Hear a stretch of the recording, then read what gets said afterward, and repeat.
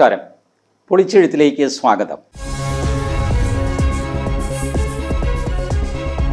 നമ്മുടെ മുൻ മന്ത്രി ആന്റണി രാജു വല്ലാത്ത ഒരു കുഴപ്പത്തിൽപ്പെട്ടു. ഒരു പണ്ടൊരിക്കൽ ചെയ്തു പോയ ഒരു കർമ്മത്തിൻ്റെ ഫലം അദ്ദേഹത്തെ വേട്ടയാടിക്കൊണ്ടിരിക്കുന്നു. കർമ്മഫലങ്ങൾ പിന്തുടരുന്നു, കണ്ണീർ മിഴികളെ മറയ്ക്കുന്നു എന്ന് പറഞ്ഞ് പഴയൊരു സിനിമാ പാട്ടുണ്ട് യേശുദാസിൻ്റെ. അതുപോലെ ആന്റണി രാജുവിനെ കർമ്മഫലം പിടികൂടിയിരിക്കുകയാണ്. അത് പിടിവിടുന്നില്ല. പല രീതിയിലും അദ്ദേഹം ശ്രമിച്ചു നോക്കി, പക്ഷേ കർമ്മം പിടിവിടുന്നില്ല. 1000 പശുക്കളുടെ ഇടയിൽ നിന്ന് പശുക്കുട്ടി സ്വന്തം അമ്മ പശുവിനെ തിരിച്ചറിയുന്നത് പോലെ എത്രയോ കർമ്മങ്ങളുടെ ഇടയിൽ നിന്ന് നമ്മളുടെ കർമ്മമാകുന്ന പശുക്കുട്ടി നമ്മളെ തേടി പിടിക്കും എന്നാണ് പ്രമാണം. അതിൽ നിന്ന് ആന്റണി രാജുവിനും രക്ഷയില്ല. ഈ പ്രശ്നം തുടങ്ങുന്നത് സുപ്രീം കോടതിയിൽ ഇപ്പോൾ വന്ന വിധിയിൽ നിന്നാണ് ഞാൻ വായിക്കുന്നത്.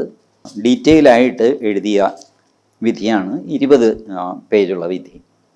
അതിൽ പറയുന്നു, the genesis of this case dates back to the year 1990.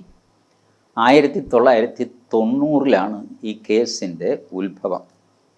On 4th April 1990, an FIR became to be registered under Narcotics, Drugs and Psychotropic Substances Act, NDPS Act എന്ന് പറയും. ഇതിൻ്റെ പേരിൽ ഒരു FIR തിരുവനന്തപുരത്ത് രജിസ്റ്റർ ചെയ്തു. ആർക്കെതിരെ? An Australian national, Andrew Salvatore, was travelling from Thiruvananthapuram to Mumbai. തിരുവനന്തപുരത്ത് നിന്ന് മുംബൈയിലേക്ക് പോയിക്കൊണ്ടിരുന്ന ഓസ്ട്രേലിയൻ പൗരനായ ആൻഡ്രൂ സാൽവത്തോറെ, ഇയാളെയാണ് പോലീസ് പിടിച്ചത്. എന്തിന്? While undergoing frisking at the airport. എയർപോർട്ടിൽ ഇങ്ങനെ ശരീരപരിശോധന, ദേഹപരിശോധന നടത്തുമല്ലോ. He was found to be in possession of 2 packets containing 55 grams and 6.6 grams of charas, മയക്കുമരുന്ന്. ചരസ് എന്ന മയക്കുമരുന്ന്. ഒരു പാക്കറ്റിൽ 55 ഗ്രാം, ഒരു പാക്കറ്റിൽ 6.6 gram, which were kept concealed in the pocket of his underwear. അണ്ടർവെയറിൻ്റെ പോക്കറ്റിൽ 2 പൊതിയിലായിട്ട് മയക്കുമരുന്ന് കണ്ടെത്തി. NDPS ആക്ട് വെച്ചിട്ട് പോലീസ് ഇദ്ദേഹത്തെ പിടിച്ചു. FIR രജിസ്റ്റർ ചെയ്തു. The person along with the seized article and personal belongings were kept in the custody of the Valiyathura police station. Valiyathura police സ്റ്റേഷനിൽ ഇദ്ദേഹത്തെ തടവിൽ വെച്ചു. ഈ സാധനങ്ങളും മയക്കുമരുന്നും മറ്റ് സാധനങ്ങളും ഒക്കെ ആയിട്ട്. These seized article were produced before the judicial first class magistrate Thiruvananthapuram മജിസ്ട്രേറ്റിൻ്റെ കസ്റ്റഡിയിൽ ഈ സാധനങ്ങളെല്ലാം പ്രദർശിപ്പിച്ചു. ഇന്നതൊക്കെയാണ് ഇദ്ദേഹത്തിൽ നിന്ന് പിടിച്ചെടുത്തത്. ബാഗ്, വസ്ത്രം, അത് ഇത് ഒക്കെ. ഇതിൽ അവിടുത്തെ കോടതിയിലെ ക്ലാർക്ക്, ആ ക്ലാർക്കിൻ്റെ കയ്യിലായിരുന്നു ഈ തൊണ്ടി മുതലെല്ലാം സൂക്ഷിക്കാൻ ഏൽപ്പിച്ചത്. ദെയർ ആഫ്റ്റർ ഓൺ 17/7/1990, മാസങ്ങൾക്ക് ശേഷം ജൂലൈ 17 ഒരു ആപ്ലിക്കേഷൻ ഈ ആൻഡ്രൂ സാൽവത്തോറെ മജിസ്ട്രേറ്റ് കോടതിയിൽ കൊടുക്കുന്നു. Seeking the release of his personal belongings. അതിൻ്റെ ബാക്കി സാധനങ്ങൾ തിരിച്ചു തരിക, മയക്കുമരുന്നല്ല, ബാക്കി സാധനങ്ങൾ തിരിച്ചു തരണം, എൻ്റേതാണ്, ബാഗ്, തുണി, അത് ഇതൊക്കെ എനിക്ക് വേണം എന്ന് പറഞ്ഞിട്ട് ആപ്ലിക്കേഷൻ കൊടുത്തു. മജിസ്ട്രേറ്റ് അത് അനുവദിച്ചു. ഈ അനുവദിച്ച കൂട്ടത്തിൽ ഈ സാധനങ്ങൾ കൈപ്പറ്റാനായിട്ട് ഈ ആന്റണി രാജു, അന്ന് അദ്ദേഹം ജൂനിയർ വക്കീലാണ്, വേറൊരു സീനിയറിൻ്റെ കൂടെ പ്രാക്ടീസ് ചെയ്യുന്നു. ഇത് വാങ്ങാൻ പോയത് ആന്റണി രാജുവാണ്. ഈ സാധനങ്ങൾ ആൻഡ്രൂ സാൽവത്തോറയ്ക്ക് വേണ്ടി ഹാജരാകുന്ന വക്കീലന്മാരിൽ ജൂനിയറായ ആന്റണി രാജു ഹാജരായിട്ട് ഇത് വാങ്ങുന്നു. One of these items of the case property, the underwear of Andrew സാൽവത്തോറെ, was also released along with the personal articles directed to be released by the court. ഈ പേഴ്സണൽ സാധനങ്ങൾ കൊടുക്കുന്നതിനിടയ്ക്ക് ഈ വിവാദ വിഷയമായ അണ്ടർവെയറും തിരിച്ചു കൊടുത്തു. അണ്ടർവെയറിൻ്റെ പോക്കറ്റിൽ നിന്നാണ് ഈ മയക്കുമരുന്ന് പിടിച്ചത്. അപ്പോൾ അണ്ടർവെയർ ഒരു തൊണ്ടി മുതലാണ്. അത് നാളെ കോടതിയിൽ കാണിച്ച് പ്രോസിക്യൂഷന് ആർഗ്യൂ ചെയ്യാനുള്ളതാണ്. ഈ അണ്ടർവെയർ, ഈ പോക്കറ്റ്, ഇതിനുള്ളിലാണ് ഈ 2 പാക്കറ്റ് ഇരുന്നത് എന്ന് കോടതിയെ ബോധ്യപ്പെടുത്താനുള്ളതാണ്. പക്ഷേ ഈ അണ്ടർവെയറും കൂടെ ഈ ക്ലർക്ക് ആൻ്റണി രാജുവിന് കൊടുത്തുവിട്ടു. However later the underwear was returned by Antony Raju to the clerk, which was forward to the sessions court and during trial it was marked as exhibit MO2. കുറച്ച് ദിവസം കഴിഞ്ഞപ്പോൾ ആൻ്റണി രാജു ഈ അണ്ടർവെയർ തിരിച്ചു കൊടുത്തു. എൻ്റെ പൊന്നെ, ഇത് കേസിലെ മെറ്റീരിയലാണ്, ഇത് നിങ്ങൾ തിരിച്ചു തരാനും പാടില്ലായിരുന്നു, ഞാൻ കൊണ്ടുപോകാനും പാടില്ലായിരുന്നു, ദേ ഇത് വെച്ചോ എന്ന് പറഞ്ഞിട്ട് അണ്ടർവെയർ തിരിച്ചു കൊടുത്തു. ട്രയൽ തുടങ്ങിക്കഴിഞ്ഞപ്പോൾ അണ്ടർവെയറിന് നമ്പറൊക്കെ ഇട്ട് MO2 മെറ്റീരിയൽ ഒബ്ജക്റ്റ് എന്ന് പറയും, MO2 എന്ന് പറഞ്ഞ് മാർക്ക് ചെയ്ത് കോടതിയിൽ ഹാജരാക്കി. കോടതി, സെഷൻസ് കോടതിയിലാണ് വിചാരണ. അതിൻ്റെ വിചാരണയൊക്കെ കഴിഞ്ഞ് വിധി വന്നു. ആൻഡ്രൂ സാൽവത്തോറയെ 10 വർഷത്തേക്ക് കഠിന തടവിനും 1 ലക്ഷം രൂപ പിഴയ്ക്കും വിധിച്ചു. ആ വിധി കേരള ഹൈക്കോടതി അപ്പീൽ പോയി. ആൻഡ്രൂ സാൽവത്തോറെ അപ്പീൽ അനുവദിച്ചു. ആൻഡ്രൂ സാൽവത്തോറയെ വെറുതെ വിട്ടു. എന്നിട്ട് ഹൈക്കോടതി പറഞ്ഞു, there is a strong possibility of MO2 എന്ന് പറഞ്ഞാൽ the underwear being planted in an attempt to help the applicant to wriggle out of the situation. പ്രതിയെ ഞങ്ങൾ വെറുതെ വിടുന്നു, പക്ഷേ ഈ അണ്ടർവെയർ വേറൊരെണ്ണം പ്ലാൻ ചെയ്തിട്ട് പ്രതിയെ രക്ഷിക്കാൻ ശ്രമം നടന്നിട്ടുണ്ടോ എന്ന് കോടതിക്ക് സംശയമുണ്ട്. Therefore, I hope that this matter will be duly inquired into and dealt with properly by the concerned authorities. ബന്ധപ്പെട്ടവർ ഇത് അന്വേഷിച്ച് സത്യാവസ്ഥ കണ്ടുപിടിക്കണം. A copy of this judgment be forwarded to Chief Secretary for appropriate action. ഹൈക്കോടതി വിധിയുടെ ഒരു copy chief സെക്രട്ടറിക്ക് അയക്കണം ഫോർ അപ്രോപ്രിയേറ്റ് ആക്ഷൻ, യുക്തമായ നടപടിക്ക് വേണ്ടിയിട്ട്. അങ്ങനെ ആൻഡ്രൂ സാൽവത്തോറെ കേസിൽ നിന്ന് ഊരി ആൻ്റണി രാജു കേസിൽ കുടുങ്ങി. നോക്കണേ, പ്രതി രക്ഷപ്പെട്ടു, വക്കീൽ കുടുങ്ങി. ഇതാണ് ഈ കേസിലെ അപൂർവമായ ഒരു സിറ്റുവേഷൻ. ട്രയൽ എന്ന് പറയുന്നത് കീഴ്ക്കോടതിയിൽ നടക്കുന്നൊരു കാര്യമാണ്. ഹൈക്കോടതിയിൽ ട്രയൽ നടക്കുന്നില്ല. കിട്ടിയ തെളിവും സാക്ഷിമൊഴിയും വെച്ചിട്ടാണ് ഹൈക്കോടതി ഒരു കേസ് അനലൈസ് ചെയ്തിട്ട് ഒരാളെ ശിക്ഷിക്കുകയോ വെറുതെ വിടുകയോ ഒക്കെ ചെയ്യുന്നത്. അപ്പീലിൽ വാദം എന്ന് പറയുന്നത് ട്രയൽ അല്ല, അത് ഹിയറിംഗ് ആണ്. ട്രയൽ ലോവർ കോർട്ടിൽ കഴിഞ്ഞു. എലക്ഷൻ പെറ്റീഷനിലല്ലാതെ വേറെ ഒരു കേസിലും ട്രയൽ നടക്കില്ല, ഹൈക്കോടതിയിൽ നടക്കില്ല. ഹിയറിംഗ് ആണ് നടക്കുന്നത്. വാദിയെയും സാക്ഷിയെയും വിളിച്ചുകൊണ്ടൊന്നും വിസ്തരിക്കുന്ന ഏർപ്പാടൊന്നും ഹൈക്കോടതിയിൽ ഇല്ല. വക്കീലന്മാരാണ് വാദിക്കുന്നത്. അത് സാക്ഷിമൊഴികളുടെയും കീഴ്ക്കോടതിയിൽ നടന്ന സംഭവങ്ങളുടെ എല്ലാം കടലാസുണ്ട്. കടലാസുകൾ വെച്ചുള്ള വാദമാണ്, തെളിവ് വെച്ചുള്ള വാദമാണ്. തെളിവിൽ മെറ്റീരിയൽ ഒബ്ജക്റ്റും പെടും. മെറ്റീരിയൽ ഒബ്ജക്റ്റ് ഹൈക്കോടതിക്ക് പരിശോധിക്കാം. അപ്പോൾ ഹൈക്കോടതികൾ സാധാരണ എടുക്കുന്ന നിലപാട് ഞങ്ങൾക്ക് എന്തും ചെയ്യാൻ അവകാശമുണ്ട് എന്നാണ്. ആ അവകാശം ആർട്ടിക്കിൾ 226 ഭരണഘടനയുടെ 226 അനുച്ഛേദം ഹൈക്കോടതിക്ക് കൊടുക്കുന്നുണ്ട്. കേരള ഹൈക്കോടതി എന്ന് പറഞ്ഞാൽ കേരളത്തിൻ്റെ മുക്കും മൂലയും ഓരോ ഇഞ്ചും എന്ത് നടന്നു കഴിഞ്ഞാലും ആ കേസിൽ ഹൈക്കോടതിക്ക് ഇടപെടാം. ആരും കേസ് കൊടുത്തില്ലെങ്കിൽ സ്വമേധയാ കോടതിക്ക് കേസെടുക്കാം.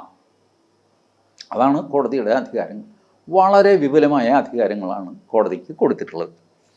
എന്നാൽ കോടതിക്ക് ചില നിയന്ത്രണങ്ങളുണ്ട്. ആ നിയന്ത്രണങ്ങളിൽ ഒരെണ്ണമാണ് ഈ സെക്ഷൻ 195 എന്ന് പറയുന്നത്.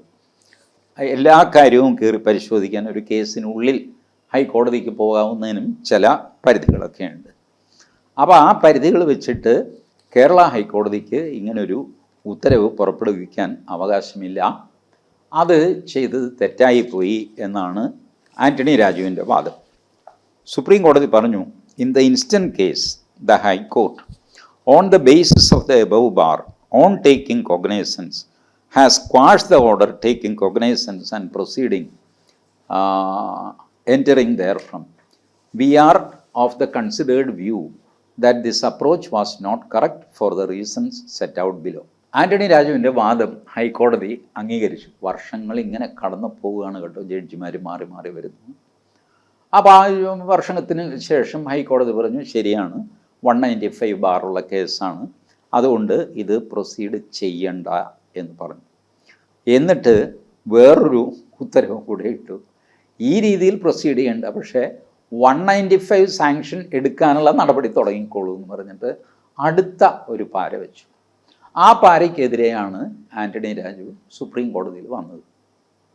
ഇപ്പം എന്തെങ്കിലും നിങ്ങൾക്ക് മനസ്സിലാവുന്നുണ്ടോ? മനസ്സിലാവാൻ കുറച്ച് ബുദ്ധിമുട്ടാണ്. നിങ്ങളുടെ കൂട്ടത്തിലുള്ള വക്കീലന്മാർക്ക് ഒരു പക്ഷേ മനസ്സിലാവും. സ്റ്റെപ്പ് ബൈ സ്റ്റെപ്പായിട്ട് ഇത് പോയിട്ട് എങ്ങോട്ടാണ് പോകുന്നത്. നിങ്ങൾ ഇത്രയും നോക്കിയാൽ മതി. ഒന്ന്, ഒരു സ്ഥലത്ത് അടിപിടി നടക്കുന്നു, ട്രേഡ് യൂണിയൻ തമ്മിൽ. ട്രേഡ് യൂണിയൻ ഡിസ്പ്യൂട്ടിൽ പോലീസ് ഇടപെടരുതെന്ന് ഒരു നിയമമുണ്ട്, അല്ലെങ്കിൽ കീഴ്വഴക്കമുണ്ട്. പോലീസിൽ ഇടപെടുന്നു. ഈ കേസ് കോടതിയിൽ വരുമ്പോൾ ആദ്യം ട്രേഡ് യൂണിയൻ വാദിക്കുന്നത് ഞങ്ങൾ തമ്മിൽ അടിപിടി നടന്നോ നടന്നില്ല എന്നുള്ളത് വേറെ കാര്യം. പോലീസ് ഇടപെട്ടത് തെറ്റാണ്, ഇത് വാദിക്കും ആദ്യം. അപ്പോൾ കേസ് എന്തായി? പോലീസ് ഇടപെടാമോ ഇല്ലയോ എന്നുള്ള കേസ്, അടിപിടി കേസ് മാറി, അതവിടെ കിടക്കുകയാണ്. ഫസ്റ്റ് സ്റ്റെപ്പായിട്ട് പോലീസ് ഇടപെടാൻ അധികാരമുണ്ടോ? ഈ ചോദ്യം അധികാരമുണ്ടെന്ന് കീഴ്ക്കോടതി പറയും. അതിന് അപ്പീൽ പോകും ട്രേഡ് യൂണിയൻ. അധികാരമില്ല, കീഴ്ക്കോടതി വിധി തെറ്റാണെന്ന് ഡിക്ലെയർ ചെയ്യണം എന്ന് പറഞ്ഞ് ഹൈക്കോടതിയിൽ പോകും. ഹൈക്കോടതി അത് തെറ്റാണെന്ന് പറയും. അപ്പോൾ സുപ്രീം കോടതിയിൽ പോലീസ് പോകും, ഞങ്ങൾക്ക് അധികാരമുണ്ട് എന്ന് പ്രഖ്യാപിച്ച് കിട്ടണം. അപ്പോഴും അടിപിടി കേസ് ബാക്കി കിടക്കുകയാണ്. അടിപിടി കേസിനെ പറ്റി ഒരു തീരുമാനമായിട്ടില്ല. പോലീസ് ഇടപെട്ടത് ശരിയായോ എന്നുള്ളതാണ് ചോദ്യം. ഇങ്ങനെയാണ് കേസുകളുടെ സ്വഭാവം. ഇതുപോലത്തെ ഒരു കേസാണ് ഈ ആൻ്റണി രാജുവിൻ്റെ. ചുരുക്കി പറഞ്ഞാൽ ആൻ്റണി രാജുവിൻ്റെ കേസിൽ ഫൈനലി ഹൈക്കോടതിക്ക് ഇല്ലാത്ത അധികാരങ്ങൾ പ്രയോഗിച്ചു എന്ന് പറഞ്ഞ് ഹൈക്കോടതി തള്ളിക്കളഞ്ഞ കാര്യം തന്നെ സുപ്രീം കോടതി പറഞ്ഞു ഹൈക്കോടതിക്ക് അധികാരമുണ്ട്. അതുകൊണ്ട് ഹൈക്കോടതിയുടെ ആദ്യത്തെ വിധി ശരിയാണ്. അതുകൊണ്ട് ഫ്രഷായിട്ട് ഈ കാര്യത്തിൽ, ഈ ജഡ്ജി മാറിയ കാര്യത്തിൽ ഇദ്ദേഹത്തെ അന്വേഷണ വിധേയമാക്കി നടപടികൾ മുന്നോട്ട് പോകണം എന്ന് സുപ്രീം കോടതിയിലെ വിധി. അതിൽ അവസാനത്തെ ഭാഗം ഞാൻ വായിക്കാം. Applying the above principles to the case of Han, the alleged forgery of evidence in a criminal investigation has resulted in acquittal in the NDPC case, and thereafter an FIR has been registered in the circumstances referred to here. But then the interference by the High Court in quashing the criminal proceedings was unwarranted. ഇങ്ങനൊരു അന്വേഷണം വേണ്ട എന്ന് രണ്ടാമത്തെ വിധിയിലൂടെ ഹൈക്കോടതി പറഞ്ഞത് ശരിയായില്ല. Therefore, in view of the above impugned order is set aside. ഹൈക്കോടതിയിൽ ആ ഓർഡർ ഞങ്ങൾ ക്യാൻസൽ ചെയ്യുന്നു. The order taking cognizance in crime and all further proceeding pursuant to the same are restored on the files of Judicial First Class Magistrate Nedumangad. Nedumangad judicial first class magistrate കേസിൽ ഹൈക്കോടതിയുടെ ഉത്തരവിനെ തുടർന്ന് മാറ്റിവെച്ച, റദ്ദാക്കിയ നടപടികൾ മുഴുവൻ വീണ്ടും ആരംഭിക്കാൻ പറഞ്ഞു. അതായത് ആൻ്റണി രാജു പ്രതിയായിട്ട് തെളിവ് നശിപ്പിച്ചു അല്ലെങ്കിൽ തെളിവ് മാറ്റിക്കളഞ്ഞു എന്നുള്ള കേസ് വീണ്ടും മജിസ്ട്രേറ്റ് കോടതി പരിശോധിക്കും എന്നുള്ള സ്ഥിതിയായി.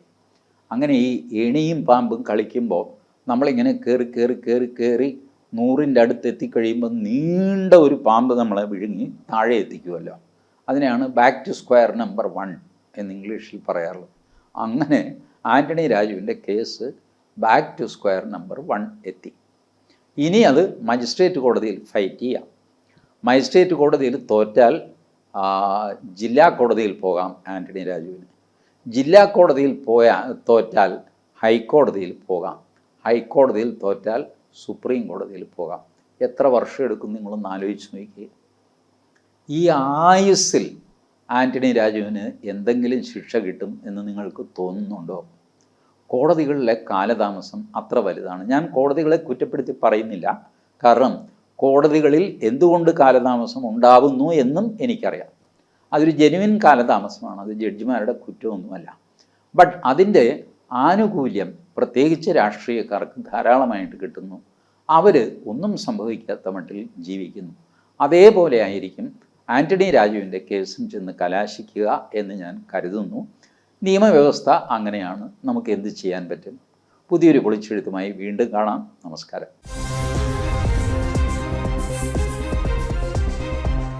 1991 ഫെബ്രുവരിയിൽ വിജിലൻസ് ഓഫീസർ, കേരള ഹൈക്കോടതിയിലെ വിജിലൻസ് ഓഫീസർ ഒരു അന്വേഷണം നടത്തി. ഡീറ്റെയിൽ അന്വേഷണത്തിനായിട്ട് ജില്ലാ കോടതിയെ ചുമതലപ്പെടുത്തി. To direct the sheristadar to lodge an FIR report before the police. ജില്ലാ കോടതിയിൽ ശിരസ്തദാറിനോട് പറഞ്ഞു, നിങ്ങൾ പോലീസിൽ പരാതി കൊടുക്കുക, അവർ FIR രജിസ്റ്റർ ചെയ്തിട്ട് അവരന്വേഷിക്കട്ടെ ഈ അണ്ടർവെയറിൻ്റെ സൈസോ സംഗതിയോ മാറ്റിയിരുന്നോ എന്ന്. കാരണം ഈ കേസ് വിട്ടുപോകുന്നത് ഹൈക്കോടതിയിൽ വാദിക്കുമ്പോൾ ഈ മെറ്റീരിയൽ ഓബ്ജക്റ്റ് എന്ന് പറയുന്ന അണ്ടർവെയർ അവിടെ ഹാജരാക്കുകയും ഈ അണ്ടർവെയർ ഒരു കാരണവശാലും ആൻഡ്രൂ സാൽവത്തോറയുടേതാകാൻ സാധ്യതയില്ല. അതിൻ്റെ സൈസ് തീരെ ചെറുതാണ്. ആൻഡ്രൂ സാൽവത്തോറ എന്ന ഓസ്ട്രേലിയൻ്റെ ഇടാൻ പറ്റിയ ഒരു അണ്ടർവെയർ അല്ല അത്. പിന്നെ എങ്ങനെയാണ് ഇതിൽ മരുന്ന് കടത്തി, മയക്കുമരുന്ന് കടത്തി എന്നൊക്കെ പറയുന്നത്? ഈ ഒരു ചോദ്യത്തിന് പുറത്താണ് ആൻഡ്രൂ സാൽവത്തോറെ രക്ഷപ്പെടുന്നത്. ശരിയാണ്, ഈ ചെറിയ അണ്ടർവെയർ ഒരുമാതിരി പിള്ളേരുടെ അണ്ടർവെയർ പോലെ ഇരിക്കുന്നു. അതിനും പോക്കറ്റുണ്ട്, പക്ഷേ അതിനകത്തൊന്നും ഈ പറഞ്ഞ സാധനമൊന്നും ഇരിക്കില്ല. ഇങ്ങനെ ഒരു വാദത്തിലാണ് ഇയാൾ. അത് അംഗീകരിച്ചുകൊണ്ടാണ് കോടതി ഇയാളെ വെറുതെ വിടുന്നു. കാരണം സംശയത്തിൻ്റെ ആനുകൂല്യം പ്രതിക്ക് കൊടുക്കണമല്ലോ. അത് കൊടുത്തു, അയാളെ വെറുതെ വിട്ടു. പക്ഷേ സംശയം ഇവിടെ ചെറുതല്ല. കോടതിയിൽ ഉന്നയിക്കപ്പെട്ട സംശയമല്ല, കോടതിക്ക് ബോധ്യം വന്ന സംശയമാണ്. കാരണം ഈ അണ്ടർവെയർ ഇടയ്ക്ക് ഒന്ന് ആൻ്റണി രാജുവിൻ്റെ കസ്റ്റഡിയിൽ പോയിട്ട് തിരിച്ചു വന്നതാണ്.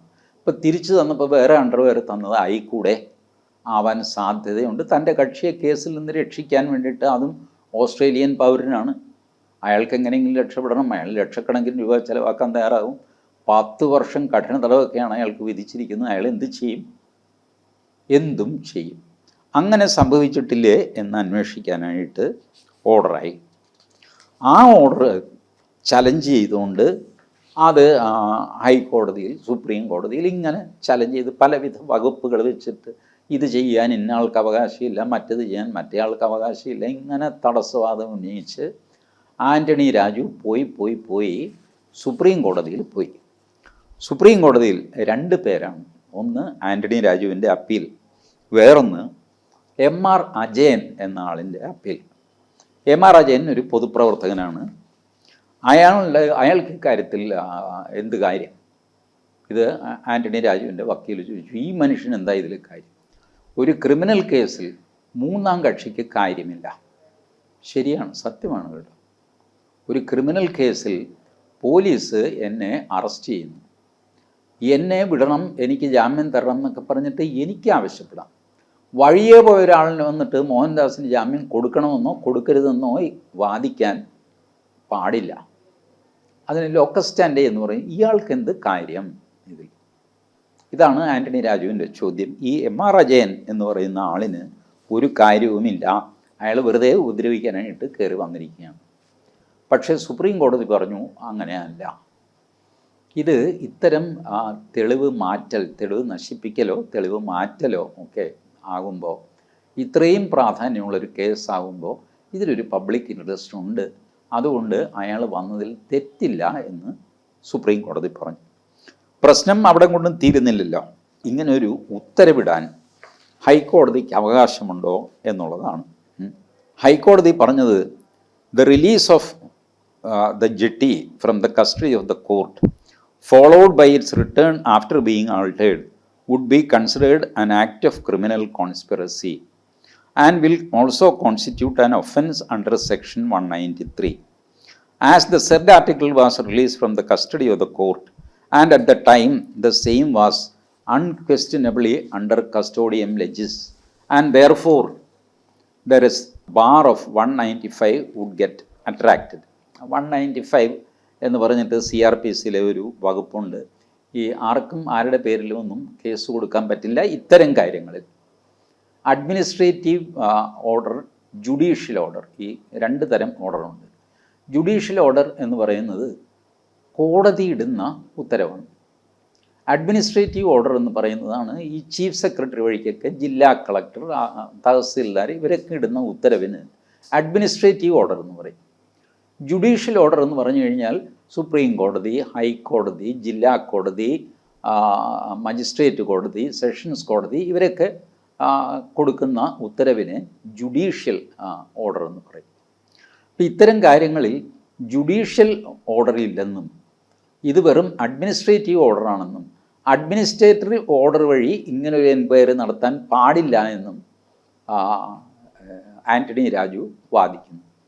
നോക്കണേ, ഈ നമ്മുടെയൊക്കെ സാമാന്യ ബുദ്ധിക്ക് ചെറിയൊരു കാര്യമാണ്.